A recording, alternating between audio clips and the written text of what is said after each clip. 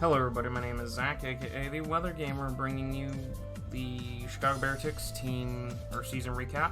I don't know why this didn't go up. I thought I had it loaded, so you're getting a late video. My apologies. I searched YouTube Studio and the video doesn't even exist, so I must have forgotten to upload it at some point. Oops. But yeah, we're gonna recap Season 3 WWC for the Beartics. Tomorrow will be the recap as far as commissioner standpoint goes. But we ended up 7-5 minus 6, winning 3 of our last 4. Never had a point where I lost more than 2 in a row. We ended up making playoffs because Damien couldn't participate in playoffs, so it kicked me up. I ended up beating Savage, but losing in quarter or semifinals to Toxic Stall. I'm not going to talk about the Toxic Stall, just because. But you guys can see the team here. Manaphy ended up being our kill leader. Kieran Black put in a lot of work. Mimikyu put in a lot of work. Yeah, so talk about the team here, but just quickly running through the list of win-losses. There was a couple that I want to point out. Obviously, week 1, I forgot defog on the Whimsy. I brought the wrong Whimsy set. I brought a Whimsy for AABL, so first thing, try not to draft multiple Mons in the same league. It can get really, really confusing as to which set is which. And that cost me that one. Had I had defog, I probably wouldn't have gotten 5-0'd by Clem. Probably would have been closer to maybe a 4 or 3-0 potentially. I might even won it, depending on how things went. He just chipped me down with hazard stat because Whimsy didn't have defog. Wrong Whimsy. So Ian, there's not much really to talk about the loss to Ian. I tried some stuff and it didn't work. Sacking off my Meganium was the wrong play. This would have been to Matthias at the time. I don't remember what happened that match, but there was nothing really to change it there. Losing to Acorn, Kurum, I sacked off. Common theme this season, sacking Mons when I shouldn't have sacked them. I sacked off Manaphy, which was my best Kurum check, and then Scarf Kurum proceeds to roll. Otherwise, I potentially could have won that game. He reverse sweeped me there. Versus Matt, I just played the beginning of that game so poorly, making wrong reads and over-predicting and trying to keep momentum, and he didn't make the plays that I thought he was, and that severely cost me. And then versus Ian in final or semifinals, it was just a mistake. I should have left Scarf on Kurum. Scarf Kurum could have shut him down, shut that Zapdos down. Taunt Core Whimsy, which for some reason I brought it versus Mega Mewtwo X with Bulk Up, but didn't think to bring it versus Mega Mewtwo Y with Taunt or Calm Mind. I should have just brought Whimsy there as well, and then Taunt Core Whimsy would have shut that Zapdos down too and potentially given me a chance. Once I removed Zap or knew that he was like Taunt Core Zap or Subtoxic Zap, it would allow me to play around that a little better. But yeah, I mean, hey, 7-5, that's nothing to slouch at, and I'll show you why. That is the best record I've ever WWC Season 1 going 7-4, but we played one less game. 7-5 is the best record I have ever pulled up and played. Like, the next closest was DSL at 6-5. I made playoffs for the 3rd straight or 4th league. 2 out of 3 because Blitzel was still going on, but as far as the leagues I was in at the time, I qualified for AABL, PCF I dropped, WWC I made it in, so I finished 9th. The -6 is not great. You can see I have never had a season other than this one where I was plus differential, and that was only +5. I mean +2, +3, but higher than +5 differential I've never had. FPL was the only league. had that. So differential is a problem. The big thing that I have to learn, one, I gotta beat Toxic Stall. I have been Toxic Stalled way too much lately. People know I can beat it. I don't know how to beat it. I don't understand how to beat it. So I have to figure out how to beat Toxic Stall. Two, I need to learn how to save differential. My differential is horrible. And you can see there was a huge run here where I had terrible differential. Differential actually cost me playoff spot. Because I had a 7-5 record, but -6 differential. The other 7-5 teams had better differential than me. So it technically cost me my playoff spot, except Damien dropped out of playoffs, so I came into his spot. But I need to learn to save differential, and I need to learn how to beat Toxic Stall. As far as my playoff record goes, I'm now 2-4 -12. Not the greatest. 2 6-0s are what's giving me that -12, though. I've been 6-0 twice in playoffs. Overall league record is 46-75. Still not amazing, but we are closing that gap. We're almost to 66% win rate. Not 66%. What is my win percentage? 46 divided by 141. We're almost to a 33% win rate. So, 1 out of 3. I'd like to, by the end of the year, end of 2020, because I still have Blitzel, I still have LTPL, I have LDL League War coming in still, potentially for, which I don't know if I'll ever upload any of that, the LDL League War, I might not, but I'll have those 3 leagues still, so potentially I can move that to where I'm closer to like 45%, or 40%, I guess is my goal. If I can get the 40% win ratio, that would be great. So let's take a look at the Mons. Unfortunately, I'm gonna have to hunt for them because, having recorded this and deleted this, I cleared these little green indicators that tell me where each Mon ended up on this list, because I had some drops in another league, and those are the ones that are highlighted now. But Alolan Ninetales is still the all-time kill leader. Zero Aura is very, very close to knocking that off. If I pick up like 1 or 2 more kills in NCL with Zero Aura, it should kick it off. But Zero Aura 2, Garchomp 3. Manaphy moved into the top 4, 18-6 plus 12. Arguably the single best season I've had with a Mon, other than Mega Garchomp, because its first season it went 22-2. So, yes, I know it's got 4-4 since, but Manaphy had the single, probably greatest season I've ever had with a Mon, and it absolutely stunned me. I will be the first to admit that I was wrong, saying that Manaphy is a tier 2 Mon. It's definitely a tier 1. I can see why. It is not just it has to run Waterium Z Tail Glow to be effective, because I always viewed Manaphy as the same as something like Xurkitree or Volcarona, where you had to have like a Z Crystal and Quiver Dance, or you had to have Z Rain Dance Tail Glow, or Z Hypnosis Z Terrain and Tail Glow with Xurkitree. I was wrong. Severely, severely wrong in my call there, and I'll be the first to admit it. Unless I get outvoted, though, Manaphy's not going back to tier 1. I'm leaving it in tier 2. It's such a good Mon. Base 100, it's bulky, water type. I figured out how to build it bulky, too. Because most of the season I was running max special attack, max speed. And then I started realizing, no, change the way you're calculating this. Give it a lot of HP, give it enough speed, potentially,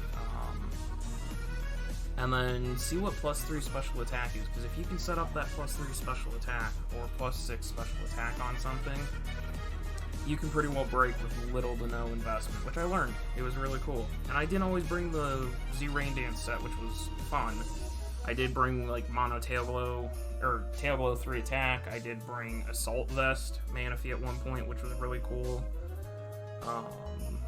I used it defensively, which really surprised me. It cleaned up so many games versus Renegade and Savage. It put in a huge amount of work. It put in a huge amount of work against Damien, or Huff for sure. I don't know if it put in a lot of work versus Damien. I don't think I brought it versus Damien, but it put in work. There were several times where it claimed 3 or 4 kills a game, which was really, really stunning. Really, really cool to see.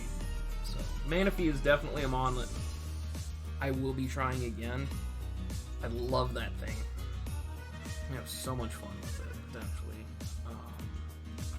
Mimikyu here is in 5th now. 2 leagues, 17 kills, 13 deaths. I love Mimikyu. It's probably my favorite Ghost and Fairy type to use. Sorry, Chandelure. It's really damn good. I ran Banded. I ran Life Orb. I ran Z Bulk Up. I ran Swords Dance. I ran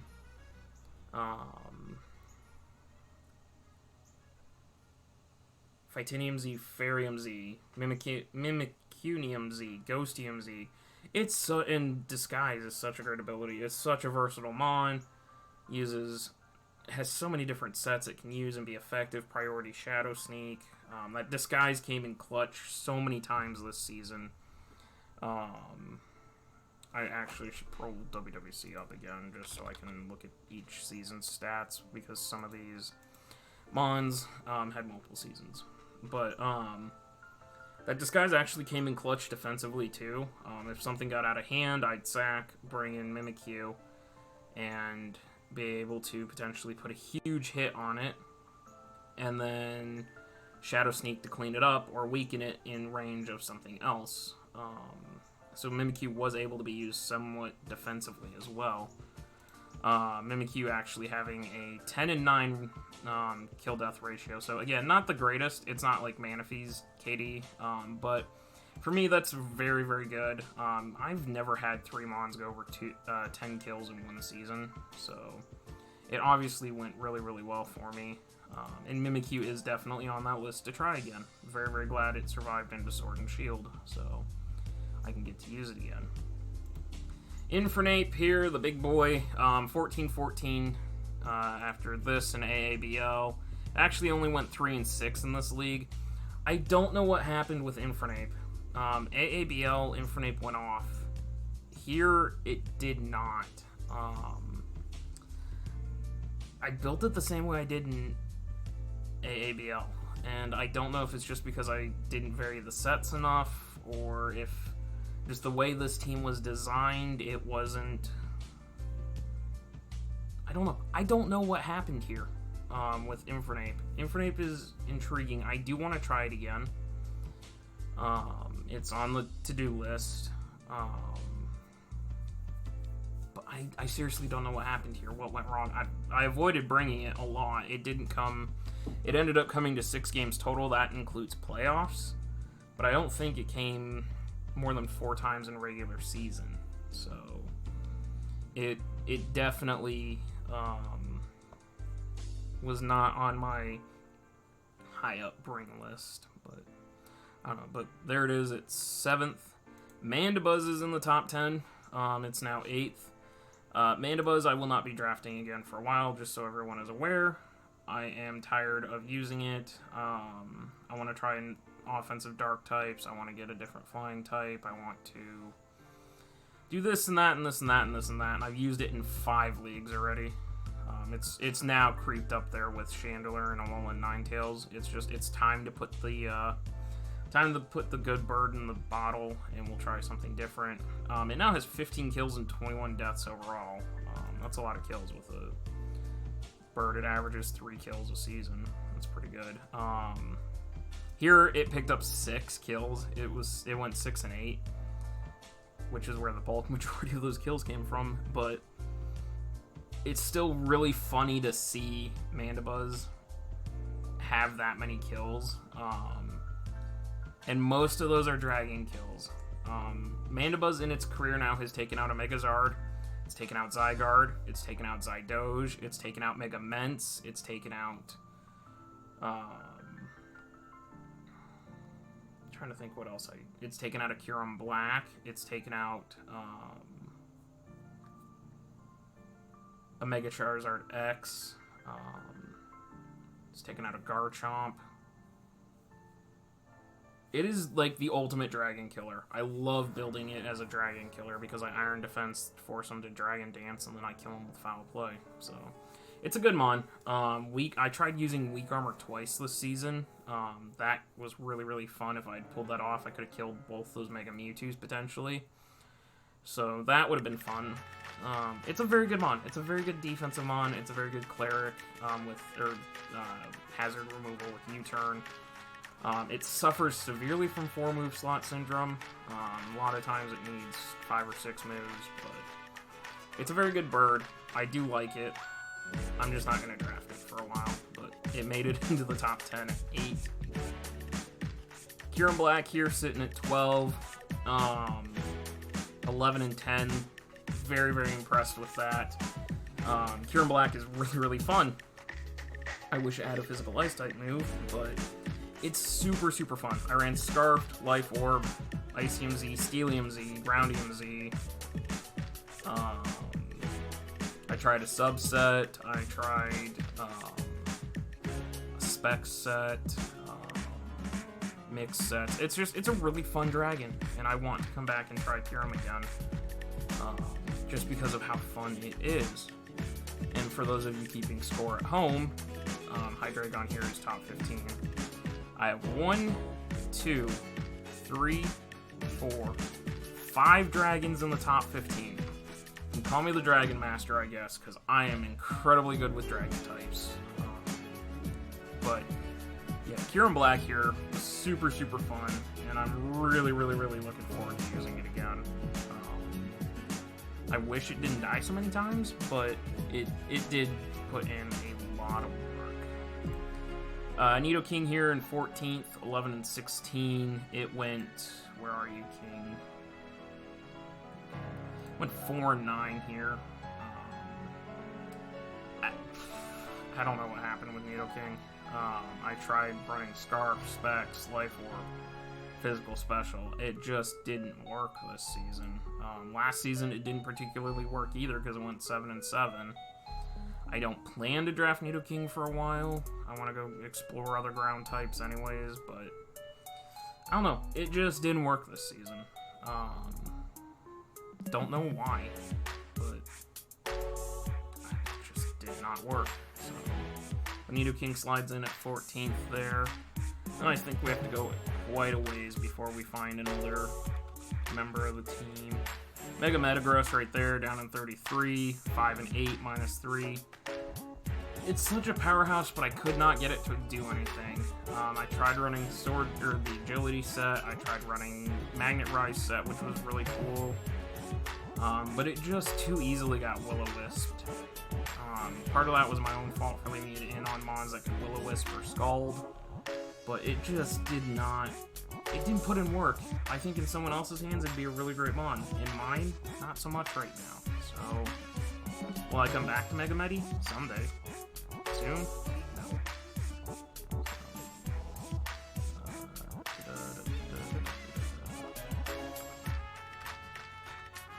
There's a Whimsicott down in 45th, 4 and 11. I think it went 1 and 6. Yeah, went 1 and 6 this season. Whimsicott is one of those mons that fickles me, frustrates me. I will look into it again sometime because its speed stat's great. It's a taunt core. I used it so much for taunt core and defog and that sort of support. I didn't really try out offensive Whimsy, and its one kill came from offensive Whimsy. So it's a mon I need to look into. Do I do it anytime soon? I don't know. I don't think so. I might just draft it on purpose because then and bring it when I know people have setup or toxic core just to keep them out. But that's really all I see it for. I don't know.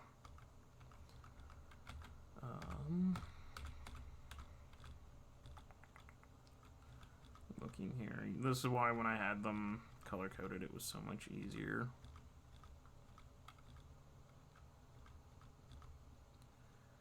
Let's see, who all have we talked about? We talked about Mim, we talked about Manaphy, we talked about Ape, we talked about you, we talked about you, we talked about you, we talked about you,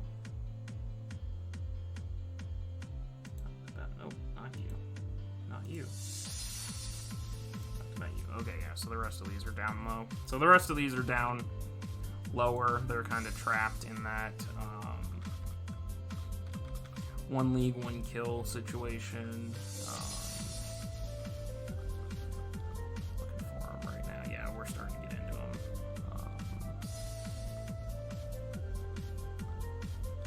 There's Licky Licky, there's Corsola. Both 0-1. Corsola, I really have nothing to say about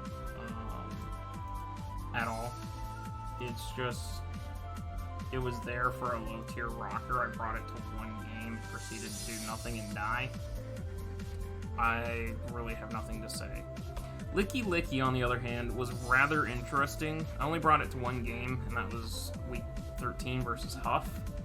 However, it's an interesting mon. Interesting move pool, interesting things I can do with it. I need to look into Licky Licky in the future, but I don't really have much else to say on it. Meganium here, another mon that's actually really surprising. I always struggle to find low-tier mons, like tier 5s, sometimes a lot of tier 4s, I don't know either. Actually running into that with LTPL, as I'm building, I'm like, I don't know what any of these mons do. Which makes it very, very hard to build and play. So, Meganium's a sneakily good lower-tier mon. It's not going to be offensive in any way, shape, or form. But as a cleric or a screen setter potentially, it has a lot of potential. It's something that I need to look at when I look for, oh, I'm needing a tier 5 and I'm lacking a defensive mon or a cleric. Like, Meganium's something I could come back and take a look at. It was interesting to say the least. And then Jolteon. Jolteon down here, he's come to 3 leagues, he's gone 0-6. I'm done with Jolteon. Sorry to Thriller, but I'm totally and 100% done with Jolteon. I will not ever draft it again, probably. It's just not good. There's so many better electric types. Mega Mane, Zebstrika, Zeraora, Electros. I can name 4 right there I'd rather draft and use than Jolteon. Its speed stat's great. Throw specs on it, it can be pretty good, but otherwise Jolteon is pure and utter garbage in my opinion, so sorry about that. And I only think Jolteon came to like 2 or 3 games. Yeah, it only came to 3 games this season, so but yeah. So that's gonna wrap it for WWC. Season 3 for your Chicago Beartics. We will be returning for Season 4, obviously, probably under the Beartics again. So that you can look forward to. Thank you, Beartics fans, for hanging out with us all season. And yeah, check out tomorrow's video. We'll talk about who won both the main and the D-League, as well as my thoughts as commissioner of this season, and give you kind of a sneak peek glimpse into where we're going with Season 4. So thank you guys for watching. Check out the links in the description down below. Luke and Jaden, Weather Gamer Discord, which is also where WWC is housed. So if you have interest in playing in the future, jump into that server. You get priority application status first. You get the app first beforehand. We review all WWC or WG member apps first, and then we look outside at those. Twitch, where I do Twitch streaming, or the league streaming. I'm going to get Sword and Shield going there, so you can check that out. There is a Patreon listed down below because I'm not an affiliate and YouTube isn't partnered either. There is that if that's how you want to support me. I know I've had people mention it lately. So you can do that. And yeah, that's it. I'll see you guys next time.